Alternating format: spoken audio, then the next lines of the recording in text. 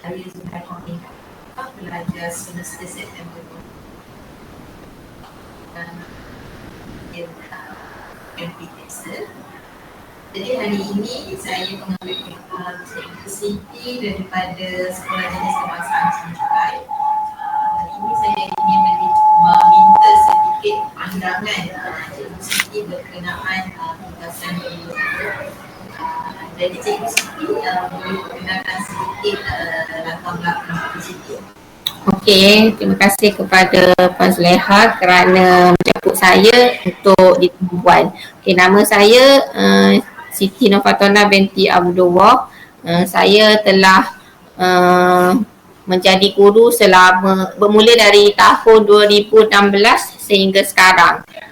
Saya mempunyai latar belakang pendidikan daripada IPG Kampus Ipoh dalam ijazah sarjana muda pendidikan khas masalah pembelajaran. Okey, terima kasih Cikgu Siti atas sedikit penerangan dan latar belakang tadi. Jadi untuk tugasan yang kedua ini saya diminta untuk memberi pandangan berkaitan kurikulum KSSR dan KSSM semasa bagaimana kurikulum KSSR dan KSSM ini boleh diubah suai bagi memenuhi keperluan murid-murid yang mempunyai masalah pembelajarannya. Okey, bagi pendapat saya, KSSR tak perlulah diubah suai sebab dia telah digugat oleh mereka yang berpengalaman, yang mempunyai pelbagai ilmu pengetahuan kan. Jadi kita sebagai cikgu lah perlu menggunakan pelbagai teknik dan cara pembelajaran supaya pembelajaran murid tu dapat dilakukan secara menyeluruh. Sebab semua sukatan KSSR tu, semakan KSSR tu sudah meliputi semua subjek, semua kemahiran yang perlu diajar kepada murid.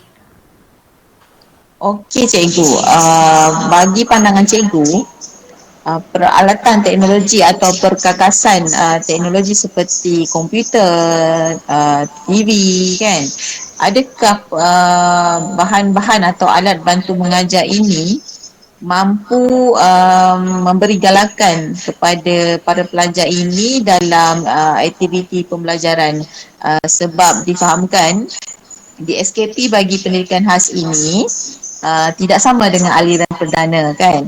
Jadi mengikut tahap penguasaan dan juga masalah mereka, di mana di dalam masalah pembelajaran atau pendidikan khas ini terdapat masalah pembelajaran, masalah penglihatan dan pendengaran. Jadi apa pandangan cikgu, alat-alat teknologi ini mampu untuk orang kata apa, membantulah murid-murid ni? Ya, memang alat-alat teknologi yang ada pada masa kini memang sangat membantu guru-guru untuk meningkatkan pengajaran secara menyeluruh lah. Sebab macam teknologi tu dapat menarik minat murid, seperti adanya teknologi komputer, internet. Di internet tu pelbagai apps kita boleh gunakan dalam pendidikan. Jadi apps seperti permainan ke, game online, teknologi komputer, teknologi yang canggih lah dapat menarik murid untuk join kita punya pembelajaran lah pada PDPC tersebut. Okey Cikgu, bagi pandangan Cikgu, kemahiran asas itu memang penting untuk murid-murid bermasalah pembelajaran ni. Jadi untuk ilmu pengurusan diri, pelajar ni bagaimana mereka ini diberi dorongan dan galakan untuk mempersiapkan diri di masa akan dapat, masa akan hadapan lah. Jadi adakah dengan keadaan persekitaran di sekolah ini mampu memberi mereka satu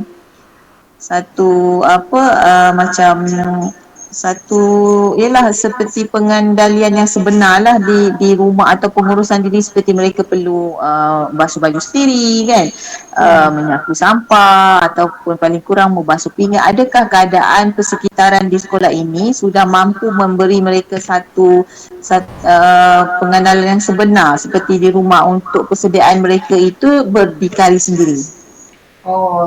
Mengikut sukatan pendidikan khas sekolah rendah, bagi subjek pengurusan kehidupan ada subjek UD, kemahiran manipulatif.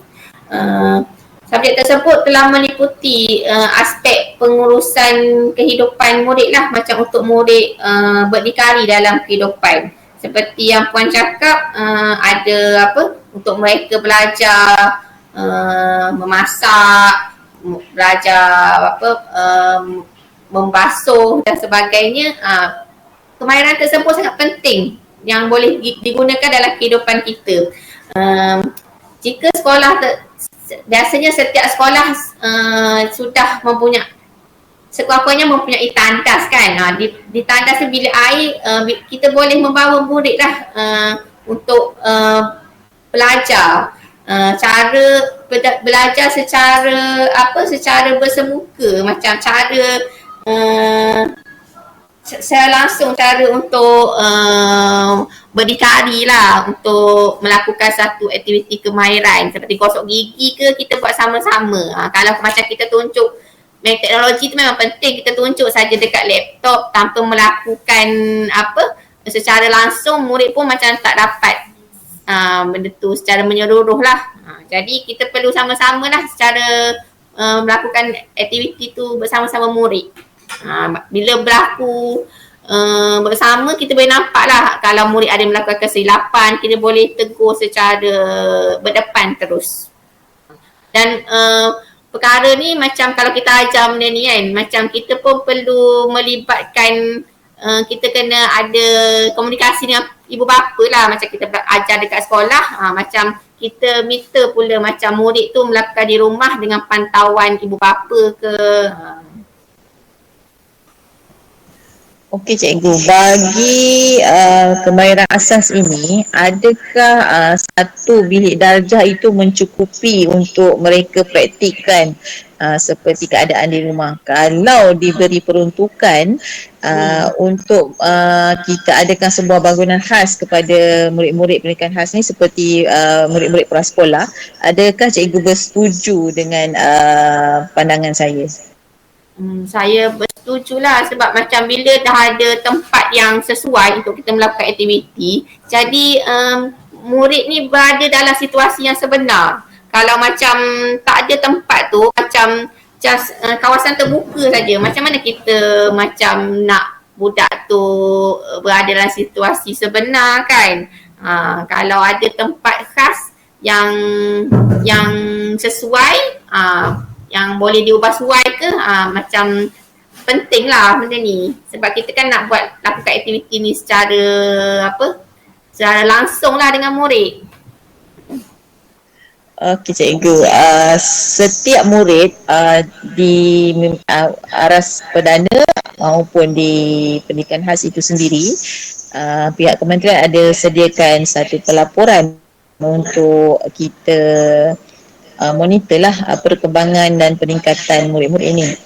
Apakah pandangan cikgu jika penilaian peningkatan diorang ni, murid-murid ini, kita rekodkan secara bervideo selain perikotan secara manual? Adakah itu membantu sebab zaman teknologi sekarang kan, dengan video itu lebih memberikan hasil yang impak yang lebih besar lah kepada mereka ni?